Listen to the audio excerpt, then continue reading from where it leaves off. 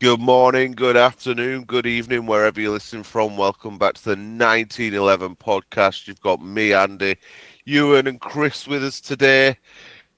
Wow, first proper derby in God knows how many years, and we pull out a performance like that. I'm not going to lie to you though, first 20 minutes, I'm fearing the worst. What Yeah, were it like? we were clearly struggling for that first 15, but you got to remember we scored a little earlier, I think, than we all remember because we with how fast the goals came in sort of quick succession, it did feel like we scored the three goals quite late in the half, but actually it was I think what was the first point and goal was 18 minutes or something like that. It was quite early actually, than we remember it maybe. But yeah, for that first 15 minutes we were really struggling. Yeah, I think that yeah, I was worried. I was really worried first 15 minutes, definitely. I felt that they came out really well. But they never really changed their game plan, did they, at all? I felt No, quite comfortable. Even at 1-0, I think I still felt we were probably in control, if I'm honest with you. We wanted it more than they did. That was so clear. They didn't want it anywhere near as much as what we did. And I think that you probably saw quite a lot of mistakes in them. But wow, I tell you what, guys, it was amazing to watch, wasn't it? Like, it just phenomenal. I'm still absolutely buzzing. I've watched all the videos again this morning. I'm supposed to be packing for my holiday. I haven't done any of it. I've been away. Sort of I left shortly after the match to go have a night out in Manchester, so I haven't had a chance to do my usual win routine where you go through all the opposition vlogs and all the Twitter feeds and everything. So, but I can only imagine what a hellhole Twitter is at the moment for those Town fans. They must be getting rinsed because all the bragging rights are ours, and that feels so good to say. First proper derby like this since, well, I think we played them in the cup in 2014 at their place and we lost, but that I that think was we a long beat. time ago. No, I think we beat. I think we lost. I think we lost because Naki Wells. I was at the game. Naki Wells scored from about 30 yards, and it was just a consolation goal. I think.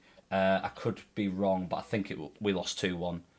I I have know a feeling that. we beat them in the cup, in the Mickey Mouse Cup. I think we beat them on penalties. Could be wrong. Anybody listening? Let us know. Yeah, Yeah, I'm not sure do about that let one, us know. but But their fans, they had generational head loss. I mean, did anybody hear the clip on BBC Fans Forum? yeah.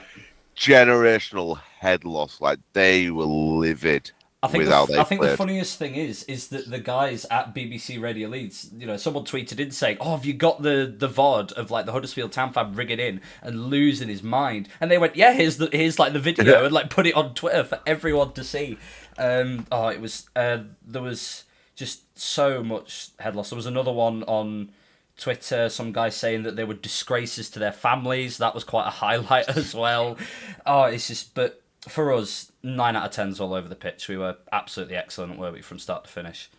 We were, and I thought Bobby had potentially his best game in a City shirt for me ever. He were up for it, and you knew it meant more to him than anyone else on that pitch, and you could see it. And he were outstanding, absolutely phenomenal.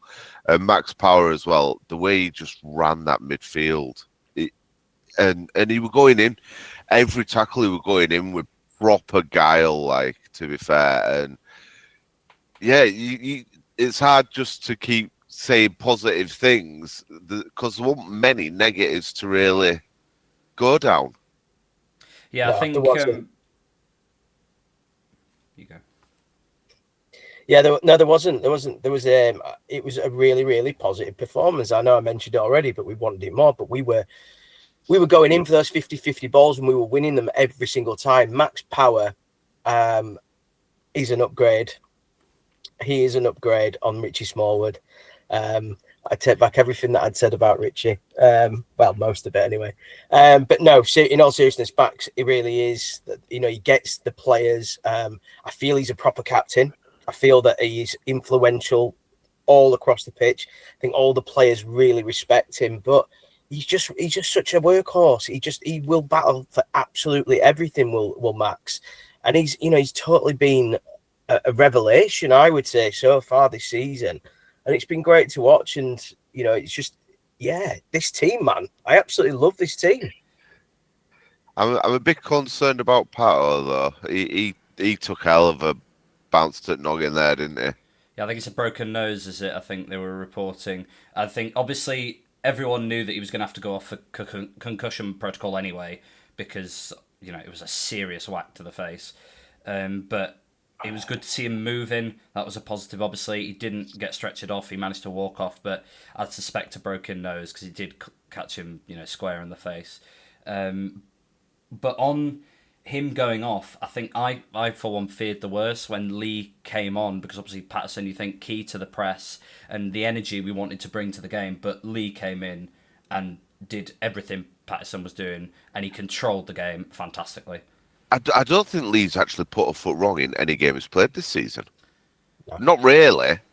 No, He's been so consistent in his level of performance, and he's been a new signing near enough this season. Yeah. Outstanding.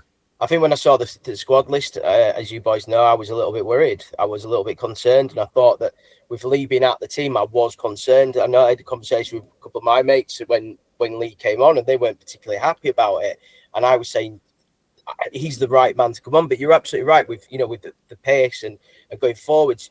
That's why Pato's in there, and we can create quickly. However, it worked. Do you know what I mean? It worked. But Tommy Lee is. He's fantastic this season, and what a player. And as you said, it's a new sign, and he really is. He's come in, he's made it his own, and the fact that I'm devastated or gutted that he didn't start the game speaks so much volumes about how impressive and important he is for this football team.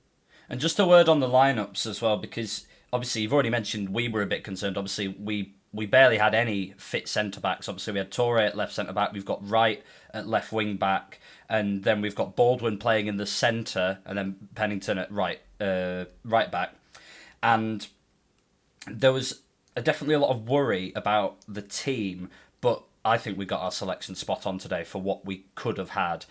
But moreover, I think it's a case of Alexander outwitted Grant, because Grant got it wrong. That is definitely what happened. Grant had he didn't know what hit him. To be fair, like I said, first 20 minutes, I thought they were the better side. Simple as it. We're against another player, we scored.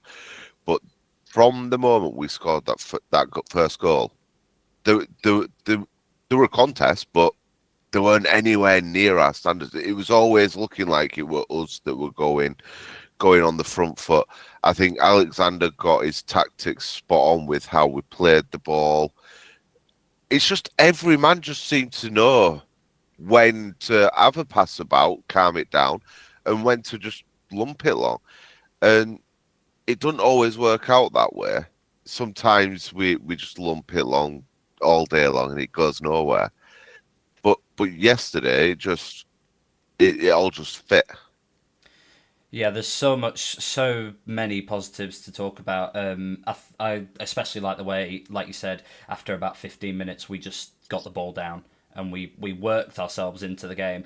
Goal definitely came against the run of play, don't get me wrong, but there was definitely a spell sort of a few minutes before the goal where we sort of said, right, no, we're going to put our foot down, we're going to get the ball on the ground and we're going to have some possession and then see how we get on. Baldwin's passing range I'd like to mention as well, that set up the first goal for Nerfville. It's absolutely immense because he had a really rocky start to the game.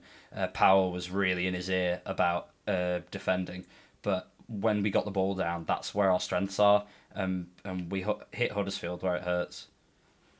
Yeah, it was absolutely, and you're looking. I think Baldwin. I mentioned previously that I'm not always a big fan of his passing ability, or whether he just lumps it long. But I think yesterday, he seems to like the big occasion, doesn't he, Baldwin? I think. Well, apart from against Doncaster last season, but he does seem to like the big occasion, and it was the perfect response as well against obviously the disappointment against Doncaster last week, where defensively we were very poor. But I do really want to mention about Torre as well, because I think that man is a star. I've just stolen from, so it's Nathan Evans 94 on Twitter. He put only one player across England's top 4 tiers this season has recorded 20 plus tackles, 35 plus ball recoveries, 50 plus duels won and 150 successful passes. That's Ibu Toure, Mr. Reliable. That's insane. That's a stat and a half. He has been a revelation. I were concerned yesterday. That was probably the biggest area I was concerned at, is that he was going into left centre back and you had Wright going into left wing back against a quality side like Huddersfield. But Tyreek Wright, cometh the man, cometh the hour. Jesus. I think there needs to be an apology, and I think I need to make a little bit of an apology to Tyreek. I mean, we've seen what Tyreek can do. We've seen it before, what he's capable of.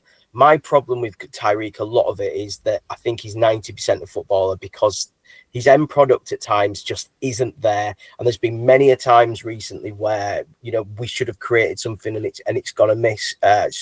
Stoke, for instance, was a perfect answer to that. Even though we did win 3-0, there was a few times in that game. But yesterday, absolutely brilliant. He was fantastic. Absolutely, so glad he was in that position, because he was absolutely brilliant. Yeah, sorry. Go on.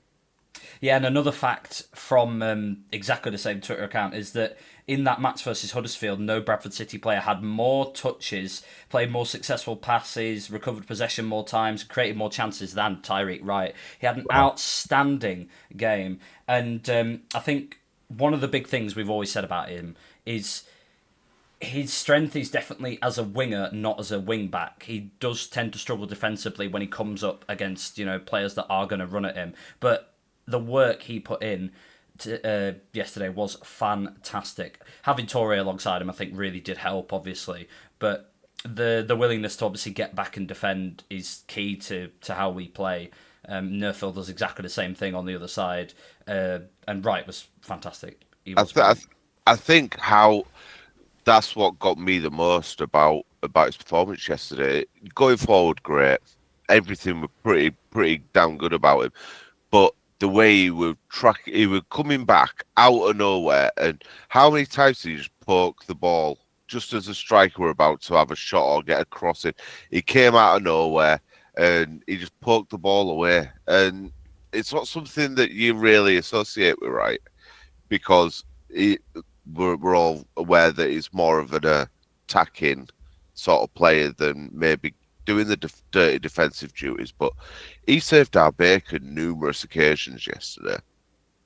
Yeah, it was, like I say, it was 9 out of 10s all over the pitch. A word on sort of the mentality and the derby aspect of the game as well is that I thought we played it incredibly well. We didn't really commit any brutal scythings of tackles. Power was just nipping at players every now and again, just a little foot in that's a foul. Not I'm gonna scythe into you from behind and get a early yellow card. We played the fouls, I think, really, really well. Whereas the fouls they were picking up, I mean, how many yellow cards did they have yesterday? 4. Yeah, I think it was something like that. Yeah, and all of them were pretty brutal challenges. Or were breaking away and they've cut someone down, or there was a really nasty one on Lee as well. They did accumulate a lot of not dirty yellow cards, but as in necessary yellow cards, as in I have to cut this player down because we're on the breakaway. Whereas we never needed to do that. We just nipped away at them, and a mental game is so massive, I think, at this level of football, and we were definitely in their heads. For as soon as we scored that goal against the run of play, we were massively in their heads. And that lasted, I think, right up until sort of probably when they scored, and we took our foot off the gas a little bit, but never looked in any danger of throwing it away. I think it's a testament to us, the fact that they had to scythe us down. Like that to me is showing massive respect to how we played, because they had no other choice other than to take us out. And I think it shows massive respect towards us. And I just think they lacked answers. They lacked any sort of answer for anything that we were doing. Yeah, I think it shows in the substitutions as well, because around sort of 60 minutes, was it, they brought on some new players up front, and they had no impact. because at that point in the game we were pressing them so hard that they couldn't even get out of their their defensive third. It was a brilliant moment around 65 minutes where we really upped the press and they couldn't even leave sort of their own sort of the area around their own 18-yard box, and they finally got a goal kick on around 65 minutes, and the first time of the game that they decided to go long from a goal kick rather than pass it out from the back. And they had to, because they were going to give us the ball, they were going to give it away, and we were going to get another goal. We didn't threaten too much in the second half. Obviously, Swan was really unlucky with an amazing shot that crashed off the crossbar. But other than that, we didn't really have massive clear-cut chances. But if they had kept playing the way they did, kept passing out from the back, you would have backed us to kill the game off. And it was only when they sort of decided to go longer, try and get themselves further up the pitch, around sort of 65, 70 minutes into the game, that we started to see sort of a turn. And we did sit a bit too deep at the end of the game, but again, didn't look in any real danger, I thought. Yeah, I think you're absolutely right with that. I mean, one thing that really surprised me was at half time, I was thinking, this is still quite dangerous. This isn't game over yet. And they just didn't do anything. We were in control for that first 20 minutes of that second half. I totally expected them to come out. I'll be honest, I think that they genuinely thought they just had to turn up and they were going to win yesterday. I think that is the mentality of what they were about yesterday, was that they thought they turn up, we're going to win. I don't think they realised that, like, how gritty we are and how much of a team that we fight. We do fight for absolutely everything. And I don't think they expected that. I think there was just a massive level of arrogance from them, and that's why we absolutely turned them over. My issue is, right, why did it take them to 65 minutes to start going long from a goal kick? We've been penning them in all game. Now, obviously, that's the game plan that Grant wanted them to play at. But surely, as a footballer, professional footballer, you're on the field, you can see, hey, up boys, this isn't working. Let's change it up a bit. Why didn't they change it earlier? I mean, it's one of those things, isn't it, with modern football, that we tend to be like slaves to stats and statistics and percentages and things like that. That's why we don't see players shooting from miles out anymore, because the managers tend to condition them to not do it, because it's a bad percentage sort of thing. You're unlikely, in the very essence and meaning of the word, you are unlikely to score from outside the box, so don't shoot from outside the box. And I think it's sometimes, managers, especially new managers, I'm not saying Grant is inexperienced or anything, but sometimes these new managers are, a slave to their ideals. Look at Ruben Amorim at Man United, who absolutely will not change his style, no matter how much, United suffer. And it was kind of the same, I think, for Huddersfield and Grant yesterday, because their fans were ripping into them, like we said, on social media, on the radio and things like that, about this, what they call this tippy-tappy football. And they've got a point. It really does hurt teams if you get it right, obviously. And in those first 15 minutes, we were backs against the wall. But like you say, in the second half, when we pressed them, when we got the press right, they couldn't even leave their own half. And the forward changes that they made, they did nothing. And only when they decided to say, right, we're going to have to go long, because otherwise we're just going to shoot ourselves in the foot again, that we started to see a bit of a change. But like you say, it did take a long time to get to that stage. Yeah, it was, absolutely. And you can see again why all their fans are kicking off and getting quite frustrated. Maybe again that they thought they were going to walk the league with the amount of money that they've spent, which is, it is ridiculous. I mean, they've just had a £1 million player on the bench for them in Alfie May yesterday. But I think they're going to struggle against teams like us. Did they genuinely look like that team that are going to win this league? Not for me at all yesterday. No chance. But I do want us to touch on hometown hero, Mr. Poynton. What a day for that young man. Born in Bradford, fan of the club, season ticket holder, come through academy. The boy's living all our dreams, isn't they? Absolutely is. And I just love how much he's enjoying it. There's pictures of him like when he was at Wembley and stuff with City, and just seeing it. It must be amazing for him, just to be playing for your home team and scoring a hat-trick against your biggest rivals. Still dubious on whether I think it's very dubious. Yeah, I think they've gone for fairy tale there rather than actual facts. I'm taking it. I'm taking it all day long. I'm giving him the hat trick. I definitely saw a touch Where were you sat? as far away as possible in the comments. I saw it. Listen, I didn't even have my glasses on either. I definitely saw it, and he definitely touched it. So I'm giving him the hat trick. Well, there's something as well to be said about his performances in big games, because I think that's been one of his biggest criticisms, I think, over the past year, is that he does tend to go missing when we really could do with his brilliance and determination. Just sometimes we really miss him in those big moments, but he was totally visible in that Huddersfield match. He was everywhere. He was fighting for everything. Just him shushing the away fans, inject it into my veins. He's earned it so much. He absolutely has, and I also enjoyed Max Power's little wave to the Huddersfield fans as well. I think it was on the third goal as well. But yeah, listen, Bobby was brilliant, as we've said. He was absolutely brilliant yesterday, and he absolutely deserves his first hat trick. Yeah, hopefully first of many. I think he's like only the 17th ever City player to get a hat trick or something stupid. I mean, that probably makes sense, because if you think back, it's very hard to think of many hat tricks. Certainly in my time as well, think of many. Obviously, think of Windass he's got a couple. It's probably about 3 or 4 hat tricks for us. Wells got one. Sure, Wells got one against Coventry.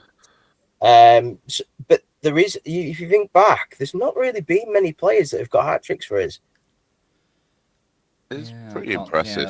Yeah, I'm trying to have a think. I think we'll hand that over to Ewan to have a deep dive on that at some point. To have a look into the old stats, get in them history books, and figure it out. Because I'm intrigued with that.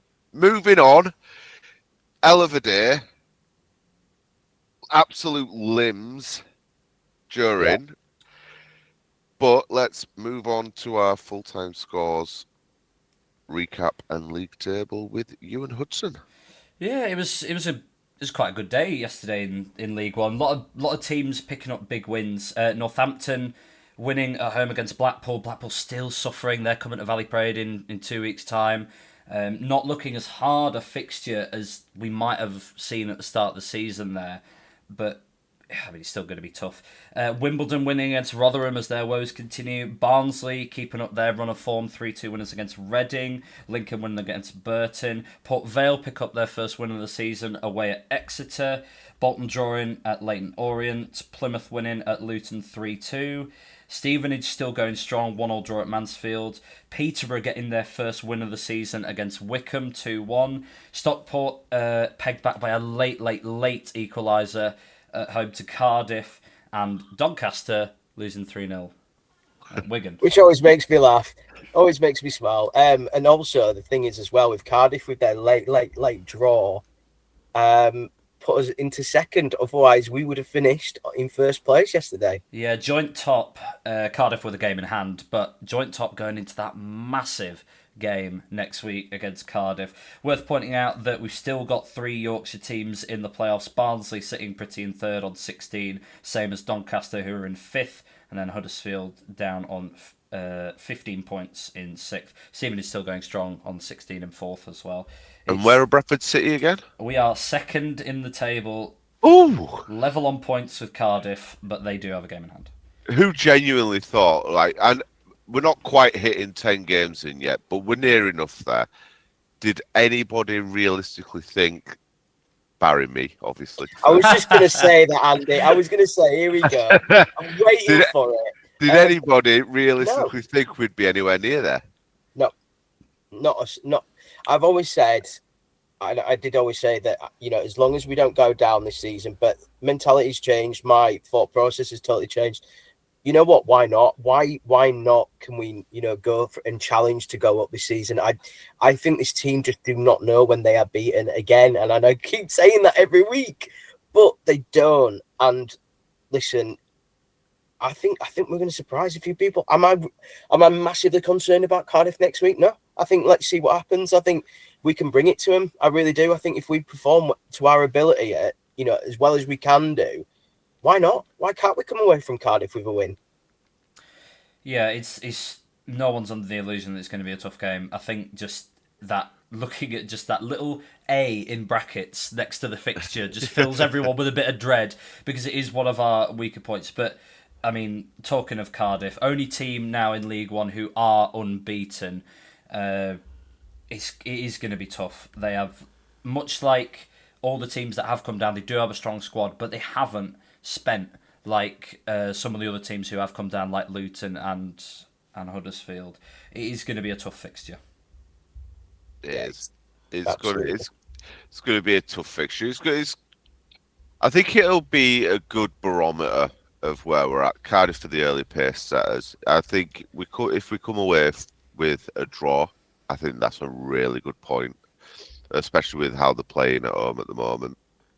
And plus, we just can't lose because I can't deal with the banter. It's going to be a nightmare. Yeah, and obviously you're going, aren't you, Andy? I am. First game of the season. Yeah, boy. I'm rather excited. I'm taking Ian, friend of the pod, who's had a go at us for being negative before, for his first experience as a bantam, and he's rather looking forward to it. So, yeah, it should be a good day out. I've got to keep my coat zipped up on the train down, though. Otherwise, I'll just get jumped. Well, yeah. I was going to say something else, but I won't. But yeah, I mean, it's one of those. We keep saying this though, but this is probably the game actually where we are going to be really challenged and see what we are about. Oh, do we? Or are we already? Or do we already know what we're all about? I think we definitely know what we're about. I think, but there's still, like I've already alluded to, the issue is away form. You know, we haven't been great away from home, barring obviously the Stockport game, which even in itself you'd maybe consider an outlier because it was such a bizarre game in the sense that it was a real smash and grab, and away from home we haven't looked very strong. Obviously, you're looking at the Northampton game and the Peterborough game as well, and obviously Doncaster away where we didn't turn up. How do City improve their away form? Is it a case of a mentality thing of, you know, thinking, right, well, we are a good team here, we are going to cause teams issue, so let's not give them too much respect, let's try play our game? Or is it just a case of man management or expectations? I think next week especially, I think we need to kind of be a bit more bullyish in the way we go about as business. Cardiff have one of the youngest average ages across the division. We're one of the oldest teams. We need to lean on that experience and lean on that know-how and the strength, the added strength that we'll have purely because they're older men. They've got a lot of young lads of Cardiff, and I think we need to use that to our advantage. I think that's a great point, Andy, and I think that experience hopefully will be the difference against them, and it's certainly something that we are vying on. And you know, beginning of the season, there was a lot of talk about, you know, is this turning into a bit of a dad's army team again? I think of obviously the famous Bradford City team from the Premiership, but I think that experience is showing this season so far as well. And I think you're right. I think that's what we've got to do against Cardiff. We've got to bully them. We've got to if we bully teams, which we do very well, I think there's a potential there for us to come away with at least a point. Do you think away from home we show teams a bit too much respect? Potentially, yeah. I think that, you know, this is now a season and a half in, isn't it, where we're struggling away from home. I mean, we're saying that we're second in the table, but, you know, we look at those games against Northampton and Peterborough where we should have picked up the 3 points. Maybe we do respect a little bit too much, but it's just a strange one, isn't it, that, you know, we don't.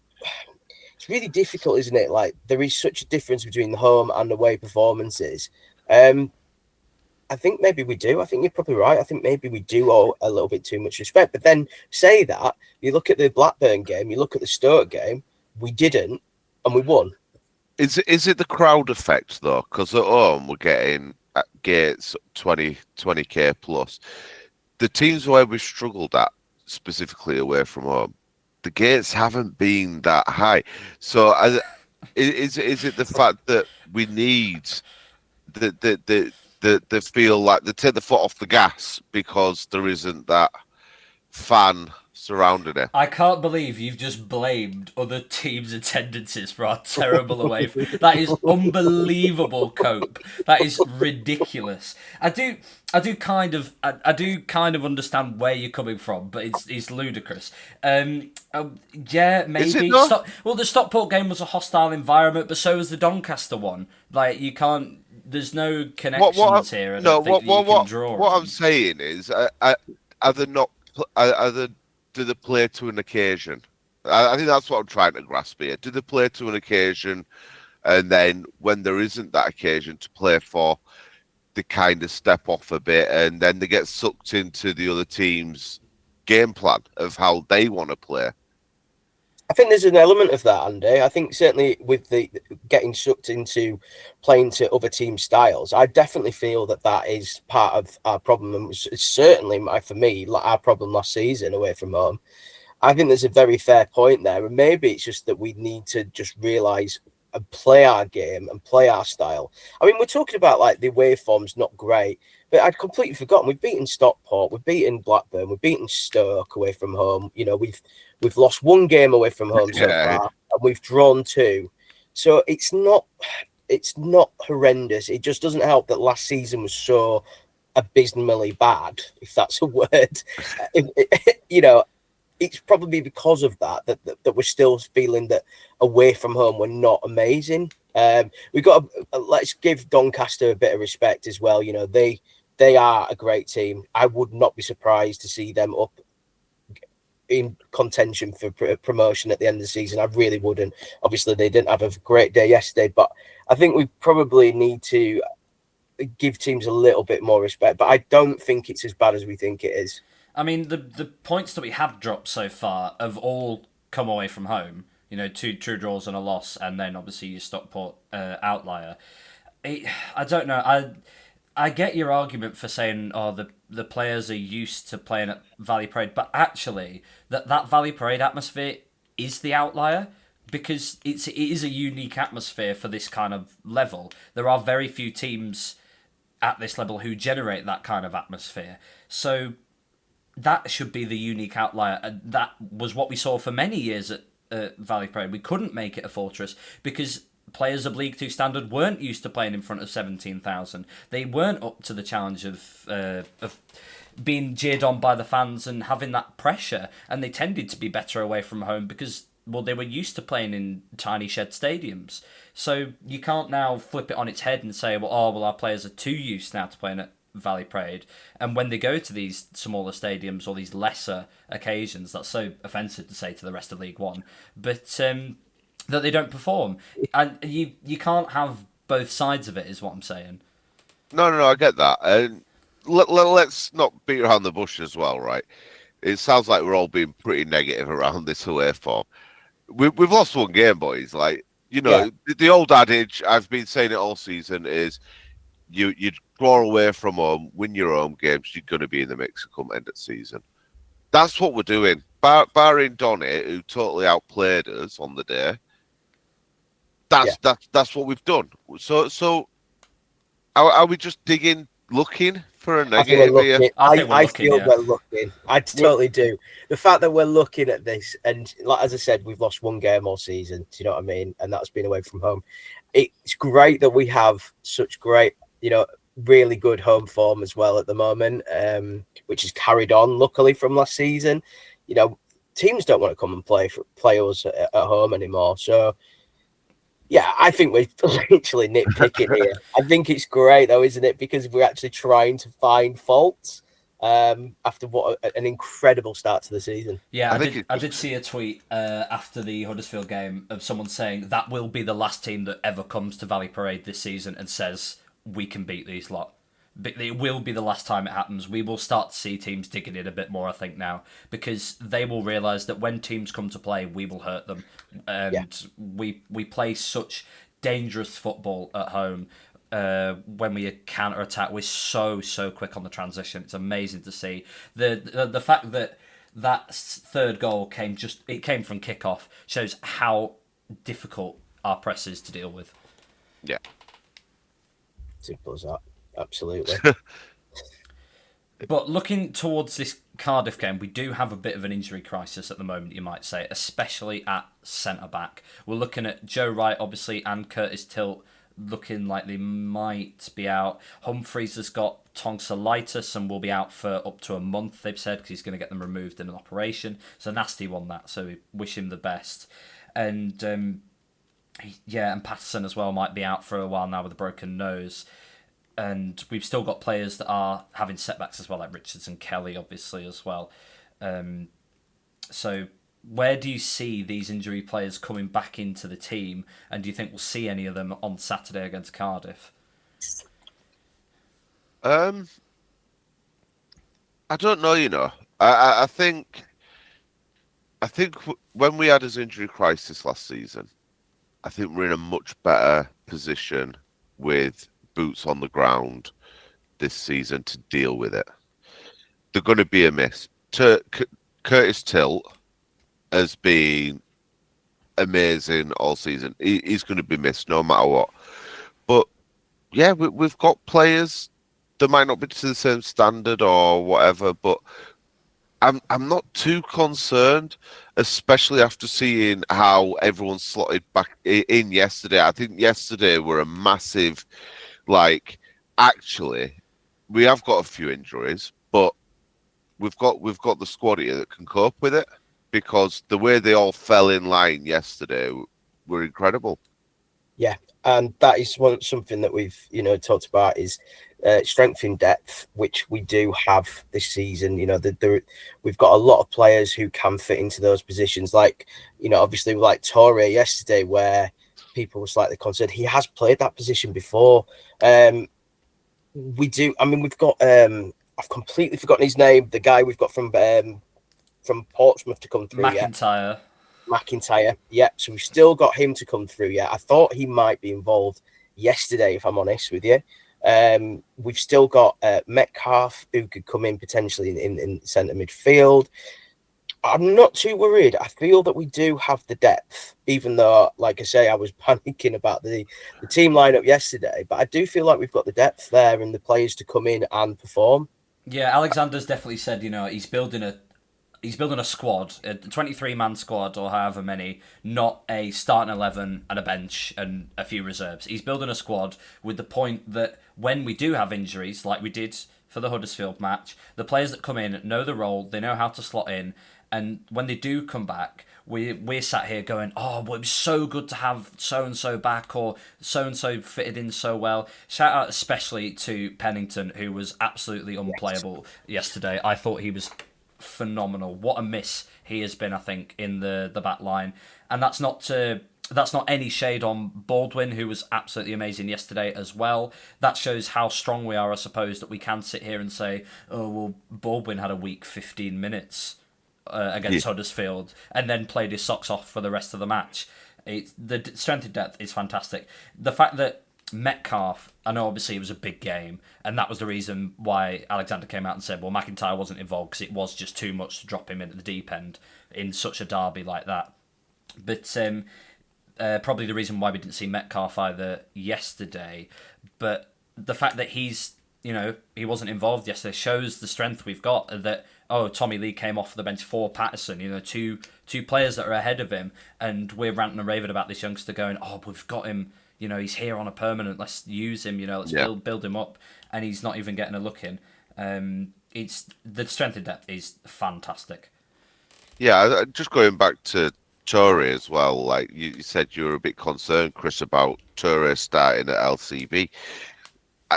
Were it being more concerned at him being LCB, or were it more the fact that Wright we're going to lose him as that left wing back role? Yeah, it was absolutely the latter. It was the fact that we were going to lose him in that left wing back role, because I absolutely love him in that role. So that was the reason why I was concerned. But I did talk to a couple of people yesterday morning who were saying, before the game, were saying that they were concerned that he was going to be playing that, left centre back. But that is where he has played. He has played in that position before. I just felt that we might lose a bit of pace. Luckily, I was totally wrong. with that situation. But that was the only reason why I had a slight concern with him playing in that position. Not because I doubt him, because I don't. As you know, I wax lyrical about Torre. I absolutely love him. The thing is, as well, right? You've got to look at the strength and depth that we have. Brad Halliday came off the bench. Yeah. Like, do we need to add any more context to that whatsoever? Brad Halliday is coming off the bench to support his team. He was player of the year. He was in the team of the year, the PFA team of the year last season. And he's having to come off the bench and try and fight for his minutes. That tells you something about the strength and depth we've currently got in this team. It's worth pointing out as well that he, point me out if I'm wrong, but he came on at right centre back, did he not? Yeah. Because Nerfil was still, he played a full game, didn't he? Yeah. Yeah. So even more strength. If Halliday's, they're training him up to play that right centre back role, then that is properly scary. Could you imagine? Having the possibility of having Richards or Wright at left wing back and then Nerfil at right wing back, and then having two fullbacks at your left and right centre back. The balls coming into that box will be undefendable. We've got four players on each wing that are just lethal. Absolutely crazy. One's on the left foot. It's great. And something we haven't mentioned, I just want to mention very, very quickly, is how good Nerfil was yesterday, by the way. Absolutely phenomenal yesterday. We haven't mentioned that, but he was great. But yeah, listen, and that's why I feel that we've got strength in depth. I'm not too concerned about a couple of injuries. And plus, as well, we saw Mr. Andrew Cook coming onto the pitch as well yesterday. Had a little bit of an opportunity also. So again, another strength in depth. Another player coming off the bench. I think we're good. I think honestly we're good. We've got a great squad here.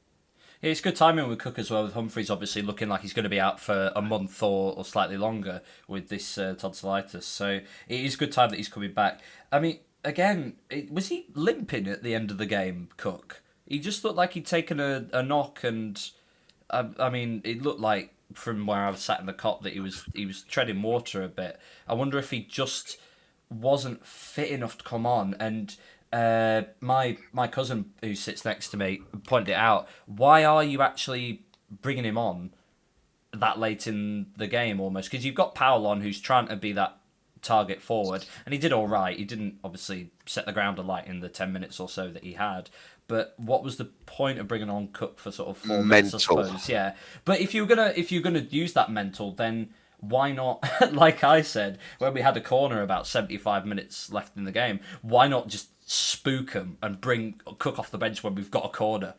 I think there was a lot of kind of like, it was good to see Cook back. We'll bring him on for the fans as well and for himself. The game was gone by then, wasn't it? Even when they scored, even when they got that goal back, which was slightly poor, by the way. Yeah, really cool. I think that was just a case of we'd kind of won that game by that point anyway. So I think it was just more of a case of let's get him on, let's give the fans something else to cheer for. It's a bit of mind games, isn't it? Like, Cook comes on the field. They were sort of like trying to push to get a goal. They were kind of on top. It's a bit of mind games from Graham just to break it all up a bit and be like, here's something different to think about. Gets the crowd up because they're all a city, and just to push them over that line. That sounded like AK then, didn't it? I was going to say a bit of Kawhi and the city roar! I'll get you on commentary duty next time. Kawhi, I thought was really good yesterday. Actually, it was better than that nut job that Huddersfield have on their side, who was ranting and raving and moaning all the time, much like their fans as well. Anyway, let's have some score predictions for next week at Cardiff. Like you say, we keep facing these big challenges, but we have, barring Doncaster, we have come through with flying colours. So, gents, what do you think? 2-2. You're going for a Desmond, are you? Cheeky Desmond, yeah. Do you know what? Stuff it. I'm going 2-1 City. Oh, I'm going to look really bad for Feds sitting now, aren't I? Because Chris has gone for a win. No, I'm going to stick with Andy. I'm going to say 1-1. And I think, like you've already alluded to, if you draw your away games, you don't lose away from home, you win your home games, you never know what could happen. We could be in the mix. Fancy that. And you all said I was stupid. I bid you good day, gentlemen. Mic drop.